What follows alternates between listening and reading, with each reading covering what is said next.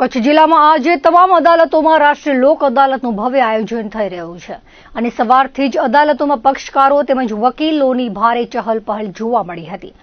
નાલસા, new Delhi અને Gujarat high court legal service ઓથોરિટીના નેજા હેઠળ મેગા નેશનલ લોક અદાલત કાર્યરત યોજાઈ હતી.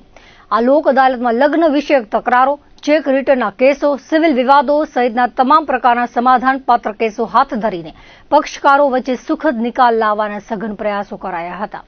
ખાસ કરીને આ અદાલતમાં પ્રી લિટિગેશનના કેસો એટલે કે જે કેસો હજુ સુધી કોર્ટના ચોપડે ચડ્યા નથી પરંતુ ભવિષ્યમાં કાનૂની વિવાદ બનવાની સંભાવના ધરાવે છે તેવા અસંખ્ય કેસો પણ કન્સિલેશન પ્રક્રિયા દ્વારા મુકાયા હતા. અંદાજે 11,000 જેટલા કેસો આ લોક અદાલતમાં રિફર થવાની ધારણા વચ્ચે આજે સવારથી જ લોકો, પક્ષકારો અને વકીલો તરફથી ઉત્સાહજનક અને હકારાત્મક પ્રતિસાદ મળ્યો હતો.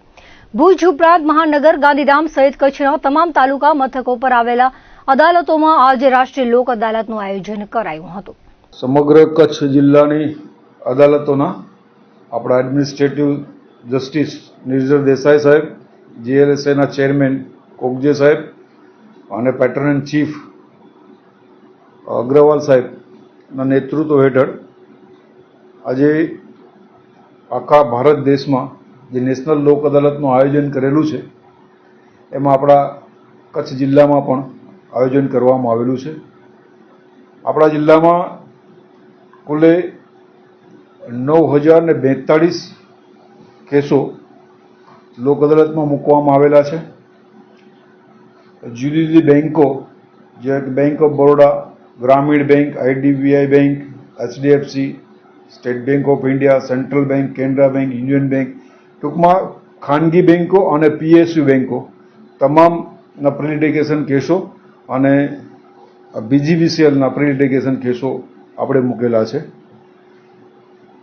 અત્રે હું એવું કહીશ કે આપણી જે ન્યાયિક પ્રણાલિકા જે સિસ્ટમ છે એને મજબૂત કરવા માટે નામદાર ચીફ જસ્ટિસ ઓફ ઇન્ડિયાના માર્ગદર્શન હેઠળ સમગ્ર ભારત દેશમાં આ લોક અદાલતનું આયોજન કરેલું છે.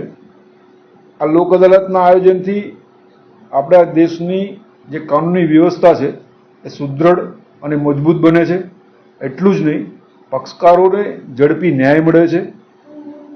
સાથે સાથે કેસોનો ભરાવો જે ઓછો થાય છે એના કારણે યોગ્ય કેસોમાં કોર્ટો સમય આપી શકે છે અને એ તમામ માટે હું કચ્છ જિલ્લાના બાર એસોસિએશનના પ્રમુખશ્રીઓ, મંત્રીશ્રીઓ અને સમગ્ર વકીલ મિત્રો તથા વહીવટી તંત્ર, સાથે સાથે પોલીસ અધિક્ષક શ્રી અને આ જિલ્લામાં ફરજ બજાવતા અમારા તમામ ન્યાયાધીશ મિત્રો અને ડીએલએસએના સેક્રેટરી શ્રી પ્રજાપતિએ જે સાથ અને સહકાર આપેલો છે અને આ લોક અદાલતને અદ્ભુત સફળતા મળે એવા પ્રયત્નો કરેલા છે.